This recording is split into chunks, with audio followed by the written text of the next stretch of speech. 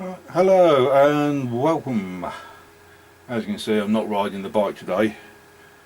It's blowing a gale and it's been raining all morning, so I thought an ideal opportunity to show you my helmet setup. So if I just move some of this lot out the way, there we go, and get my helmet. There we go. What you got? A showy GTR. Very popular helmet. I can understand why. I find it very good. Right, first of all, setup. Intercom. I've got a Sena 20S. Nice, good device. Bluetooth. On the back here, I don't know if you can see it, I've got in that box there, I've got a Sena audio pack for GoPro. Now, as we all know, GoPro, the audio pack generally only fits the Hero 3 or the Hero 4. Well, yeah, I can show you there, and that just clips in there, and we've got a little connector bit there. It's brilliant. But suppose you want to use another camera, as I do. I have a Drift 4K, which I'm currently using,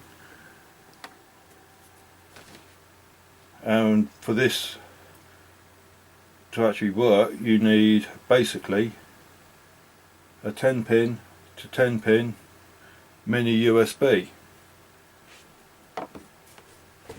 Well, they don't make one. I know a lot of people have looked on the net and goodness knows where else, and as far as I can tell, no one's actually found one that actually makes them. So I got to thinking, how can I overcome this? So I bought a couple of extra cables for use with GoPros and drifts, and you can see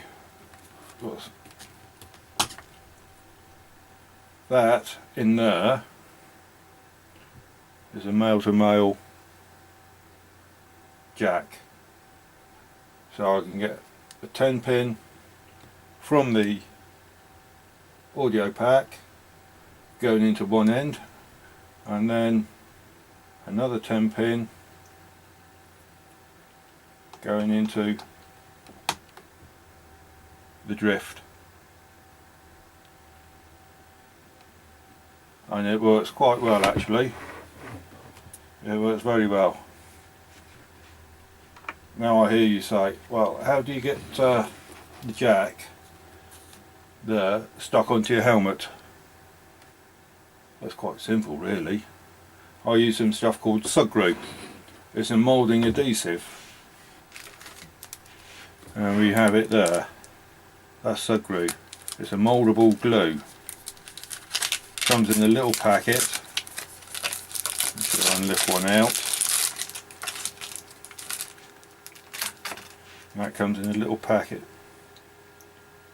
like that. You just cut it open, work it a little bit, put it on, obviously making sure the surfaces are clean, obviously with that wrapped around the middle of it, and then you leave it to go off for about 24 hours.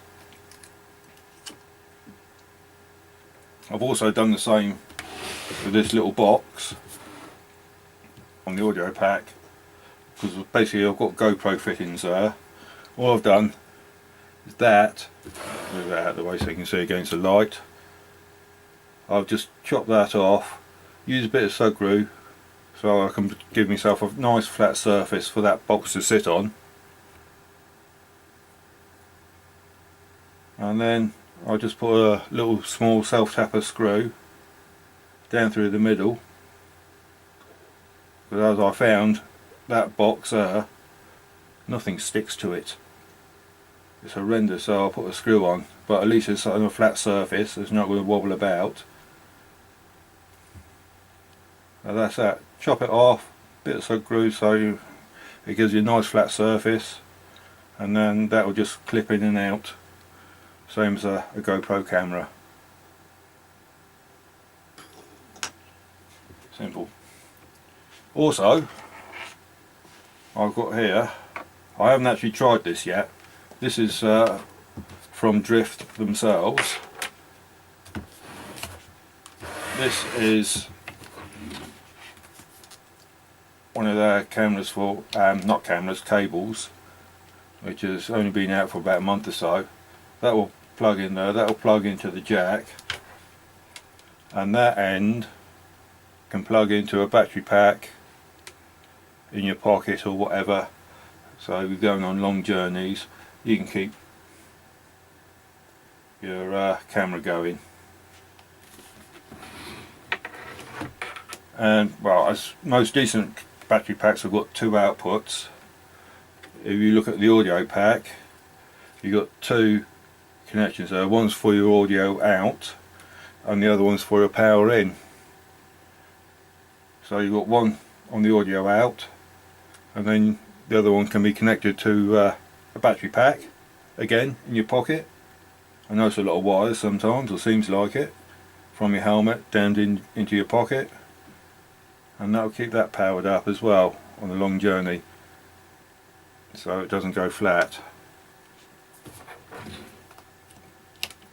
So that's that. Well, I'll just plug that back in so I don't forget this and go riding off. Right, as some of you may remember, I did actually use a GoPro for a while. This is my Hero 5, and that'll slip on the helmet there. See that mounting there is all stuck on with, I'm trying to get it right now, with screw. That's that stuff there. And GoPro, you've probably seen on their site, produce this, which actually plugs into the camera. And what I did at the time, double-sided tape, decent tape, Scotch or 3M or something, and that was just stuck on there with a cable going from the audio pack into there. If I unplug that, if you look, there's a microphone jack, if you can see it. I'm trying to look at the camera as well. Gets a bit confusing.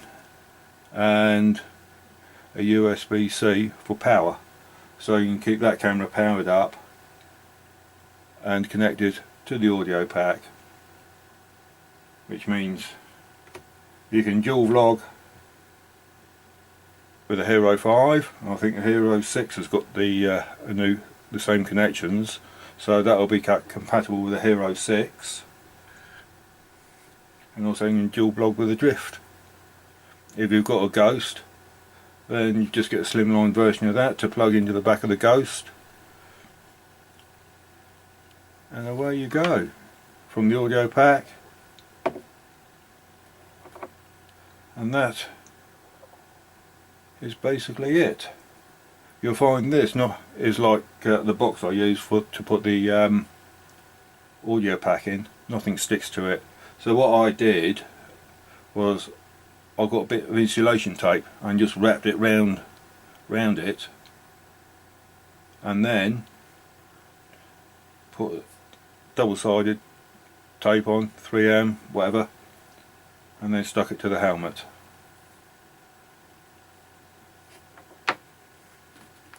I think I've basically covered everything.